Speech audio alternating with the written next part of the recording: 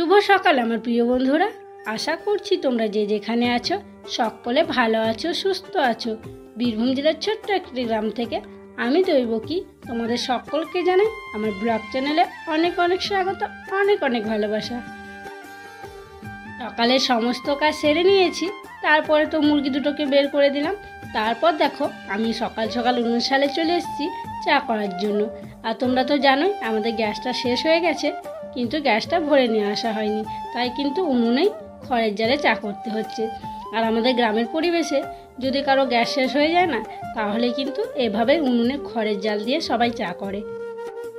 আর তোমরা হয়তো আমাদের চা করা হাঁড়িটা দেখে অবাকই হবে যে এত বড় হাঁড়িতে চা। তো কি বলো তো বন্ধুরা, আমাদের বাড়িতে অনেক কজন আছি, আমাদের বাড়িতে প্রায় 8 জন আছি সবাইকে ধরে। তো 8 জনই না চা মুড়ি খাই সকালবেলা, তার জন্য না অনেকটাই চা করতে হয়। আর এর থেকে একটা ছোট হাঁড়িতে চা হয় আমাদের, কিন্তু সেই হাঁড়িটা উনুনটায় বসছে না, ঢুকে যাচ্ছে, তার জন্য এই বড় হাঁড়িটাই করে চা করে নিচ্ছি। আর দেখো খড়ের জালে কিন্তু খুব সুন্দর চা করা হচ্ছে, তাড়াতাড়ি চাটাও হয়ে যায়। গ্যাসের থেকে কিন্তু খড়ের জালে অল্প সময়ে চা হয়ে যায়। তো দেখো চাটা আমার হয়ে গেছে, আর আমি এখন চাটা ঢেলে নিচ্ছি। তো খুব একটা স্পেশাল চা হয়নি, একটু পাতলাই হয়েছে।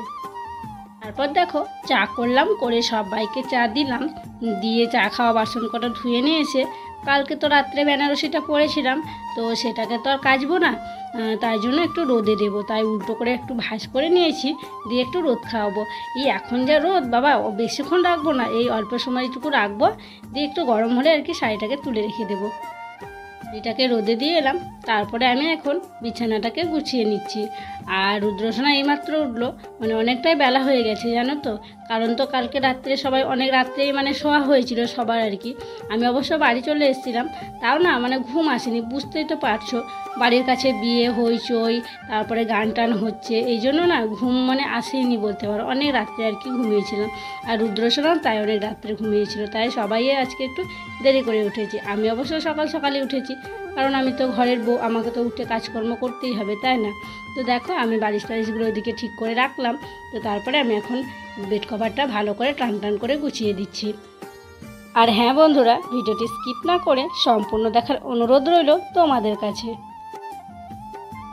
বিছানাটা দেখো গোছানো হয়ে গেল, আর আমি এখন বিছানাটাকে ঝেড়ে নিচ্ছি। আর ঝাড়ু একটা বানাতে হবে জানো তো, এই ঝাড়ুটা না খিলগুলো খসে খসে একটুখানি হয়ে গেছে, ভালো ঝাড়াই হচ্ছে না। বিছানাপত্রগুলো গুছিয়ে তারপরে আমি গেছিলাম স্নান করতে। তো দেখো স্নান সেরে চলে এলাম।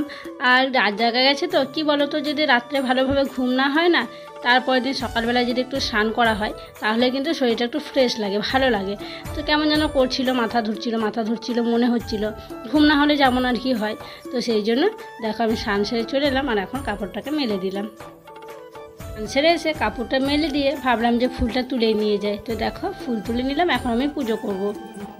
শুভ বিকেল আমার প্রিয় বন্ধুরা। তো দেখো বিকেলবেলা একদম রেডি হয়ে গেছি। আর তোমরা তো আগের ব্লগে দেখেছো যে ননদের বিয়ে হয়েছে, তো আমরা এখন রেডি হয়ে যাব ননদের শ্বশুর বাড়ি, মানে কনে যাত্রী যাবো। ফুল ব্লগটি দেখতে থাকো, যে কনে যাত্রী গিয়ে আমরা কী করছি না করছি সবই তোমাদেরকে এই ব্লগে শেয়ার করবো। যারা যারা কনে যাত্রী যাবে সবাই রেডি হয়ে গেছে, আর টোটোও চলে এসেছে। দেখো রুদ্র আমি যাচ্ছি এবার টোটোতে চাপতে।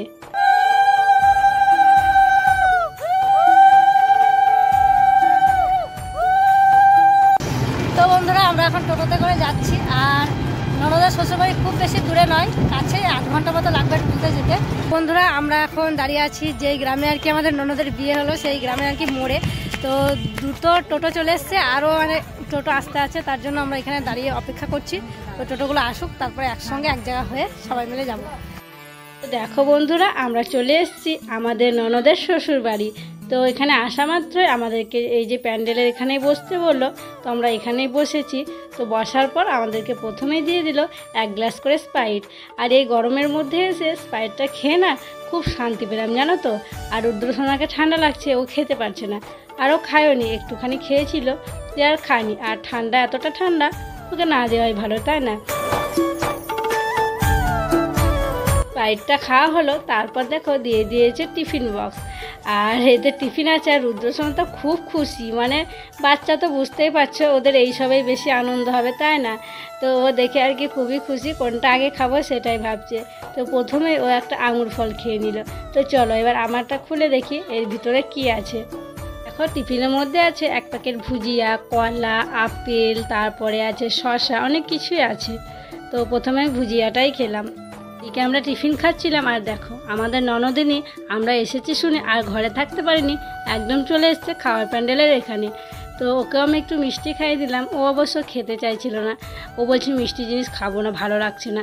তো বললাম একটু তাহলে এটা খাও ভুজিয়াটা। ভুজিয়া অবশ্য ছিল না, একটুখানি ছিল, তো সেটুকুই ওকে আমি দিয়ে দিলাম। আর যে মালাটা আমি পরেছিলাম সে মালাটা দেখছি উল্টে গেছে লকেটটা কিভাবে, তো দেখতে ভালো লাগছিল না, তার জন্য আবার মালাটাকে খুলে আমি ঘুরিয়ে পরে নিলাম। আর দেখো ম্যাচিং করে আর কি পরে এসেছি, শাড়ির পাড়ে আছে এই কালারটা আর ব্লাউজটাও পরেছে এই কালারের, সেই জন্য। টিফিন খেলাম, খেয়ে একটু এদিক ওদিক ঘোরাঘুরি করলাম। আর সন্ধেবেলায় ঘোরাঘুরি আর কি শেয়ার করব তোমাদের সঙ্গে, শেয়ার করা হলো না, চারিদিক তো অন্ধকার। ওদের বাড়িটা দেখলাম, তো তারপর দেখো আমরা খেতে বসে পড়েছি। প্রথমে দিয়ে দিল চিপস, আর চিপসে ছিল বাদাম, আর রুদ্রসোনা বাদামগুলো বেছে বেছে খাচ্ছিল। আর এখানে কিন্তু খুবই সাধারণ রান্নাবান্না হয়েছে, আর আমাদের গ্রামে না এইরকম সাধারণ রান্নাবান্নাই হয়। যেমন ধরো শাক হয়েছে, ডাল হয়েছে, একটা পাঁচ তরকারি হয়েছে, আর মাছ হয়েছে। আর রুদ্রসোনার পাতাতে দেখছো একটু বেশি বেশি শাক আছে। কি হয়েছে জানো, ওকে প্রথমে শাক দিয়েছিল, তো আমাকে বললো ভাতটা মাখিয়ে দাও, ওকে ভাতটা শাক দিয়ে মাখিয়ে দিয়েছি। তো ও তখন বলছে আমার শাকটা শেষ করে দিলে, তো ওকে আবার শাক দিতে বললাম, দিয়ে শাক নিয়ে এখন আর খাচ্ছি না, রেখে দিয়েছি। খাওয়া হলো, তারপর দেখো চলে এসেছে দই, মিষ্টি আর পাঁপড় ভাজা। আর হ্যাঁ, আগে দিয়েছিল চাটনি, চাটনিটা অবশ্য আমি নিইনি। খাওয়া শেষ, দেখো তারপরে দিয়ে দিল জন। এবার চলো ওঠা যাক, হাতটা ধুয়ে নিই। আর আমরা এখানে 60 জন মতো এসেছি কনে যাত্রী।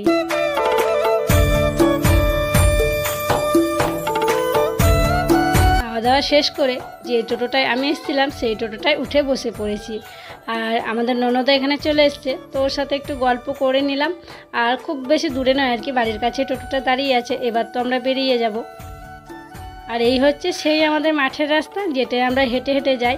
তো এই রাস্তাতে আজকে টোটো করে যাচ্ছি। তো বন্ধুরা এখন বাজে রাত 11টা, আর এইমাত্র আমরা কনে যাত্রী থেকে বাড়ি এলাম।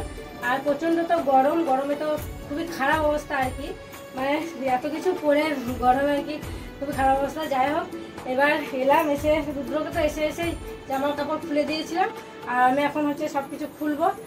তো চলো বন্ধুরা, আজকের ব্লগটা বড় করছি না, আজকের ব্লগটা এখানেই শেষ করছি। তোমরা সকলে ভালো থেকো, সুস্থ থেকো, দেখা হবে আবারও একটি নতুন ব্লগে। আর যারা আমার নতুন বন্ধু হয়ে আছো, এই ভিডিওটি দেখছো, তাদেরকে আমার পাশে থাকার জন্য অনুরোধ করছি।